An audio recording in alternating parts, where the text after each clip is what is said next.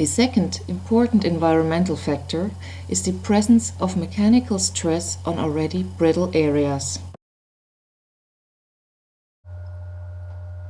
While some objects over many years of storage receive little or even no stress, others, like this book for instance, receive a lot.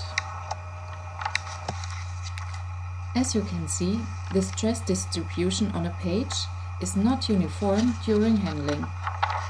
Some areas receive more stress than others. Especially at areas with intense ink applications that have become weak over the centuries, more and more losses are expected to occur. Let's have a closer look to a real object and try to understand where cracks will be formed. When writing, the ink penetrates the paper to a certain depth. When the paper is badly sized or with thin papers, the ink even might reach the backside of the paper, especially where a large amount of ink is applied. On other areas, the ink only stays on the surface or penetrates the paper to a certain depth. On the back of the paper, you see the ink penetration pattern. This pattern is important because it tells you which areas are strong and which areas are already degraded. Therefore, always look at the back of an object. Beside the penetration pattern, it is also useful to look at an object in transmitted light. You will see little cracks that you might oversee in normal light.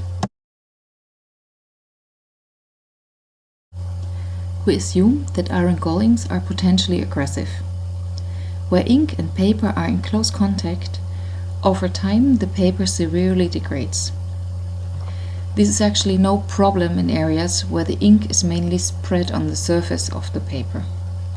There, just a thin paper layer is degraded by ink corrosion and there is enough sound paper underneath. In such cases, ink corrosion is not even noticeable. However, in areas where the ink penetrated the paper and the paper is saturated with ink, over time the paper gets really degraded and very fragile. Any mechanical stress might lead to the formation of a crack. Cracks are only formed when brittle areas are exposed to mechanical stress, folding a letter, turning a page, and so on.